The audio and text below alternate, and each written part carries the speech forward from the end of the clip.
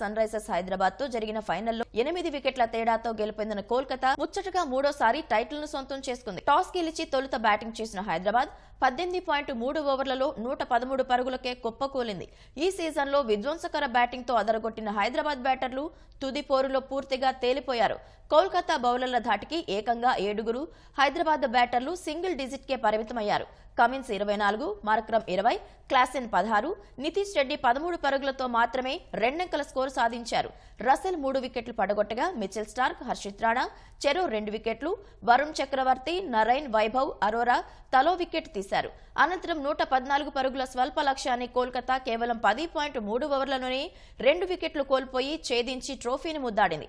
వెంకటేష్ అయ్యర్ 52 పరుగులతో మెరిశాడు. రెహమానుల్లా గుర్బాజ్ 39 పరుగులతో రాణించాడు. హైదరాబాద్ బౌలర్లలో కమిన్స్, షాబాజ్ 1 వికెట్ తీశారు.